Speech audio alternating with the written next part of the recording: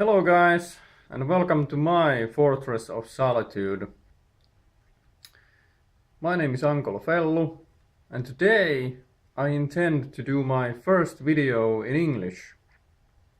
I am doing a game review about Sherlock Holmes Crimes and Punishments.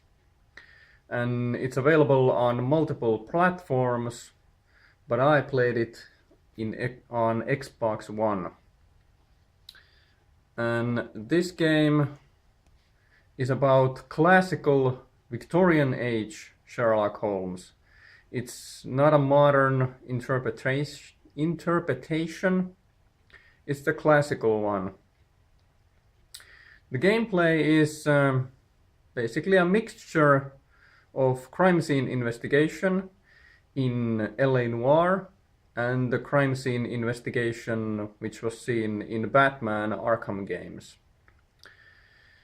So in its core, it's still quite traditional point and click adventure game, but there's more. And more of that a bit later. The game is developed by Frogwares, and they have done a lot of other Sherlock Holmes games, and they are a Ukrainian developer, and possibly for this reason, this is the first time ever I recall that a game developer takes a political stance, and this is done by they are dedicating the game to the people who died in Maidan in 2014. I don't actually have an opinion about whether or not this is a good or bad thing, but there you go. So about the actual game itself. The game consists of 6 individual different cases, and as far as I know, they are not connected. So in this regard, it too reminds us of the original short stories written by Sir Arthur Conan Doyle, since they were short stories mostly, and they were not connected, at least not usually.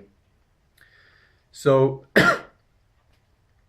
in each case there's multiple endings, and basically you can't lose. You will always reach at least some sort of conclusion, but you can't tell whether or not you made the right choice. Okay, you can know whether or not you made the choice which is deemed by the developers to be the right one, but that's it. And this can be somewhat irritating because you have to accept some sort of insecurity about the final decision you've made. Well, the gameplay is listening, looking around, collecting clues, and with this information doing deductions, and of course watching cutscenes and listening to a lot of dialogue, which I already stated. There is an occasional minigame every now and then, and they are a welcome change, but they are not always that good. They can be quite stupid actually, but they're short. The pacing of the game is really slow. There's hardly any hurry at any point in the game. You can take your time. There are a few exceptions, and every time this exception occurs, it's I didn't like it, because I've grown used to that I can take all the time I want. And all of a sudden they throw me in a situation which I need to act quickly. And usually I didn't manage to do what I originally intended or wanted, because the situation came and went too quickly.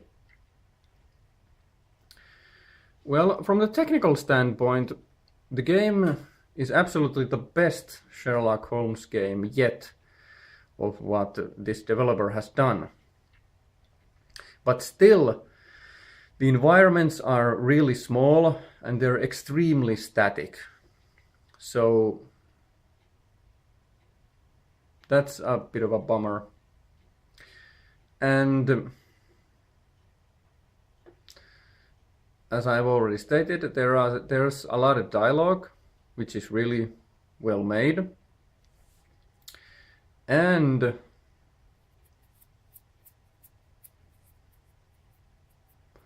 the music is okay. It usually stays in the background because I don't have any clear remembrance of any specific tune in the game. Well, in essence, this is a game that forces you to stop and think. And not a lot of games do that nowadays. And for this reason, we need more games like this, in my opinion. Unfortunately, there's not much of a replay value in Sherlock Holmes Crimes and Punishments, but I don't really care. I had fun, and that's the most important thing. I give this game 4 stars out of 5.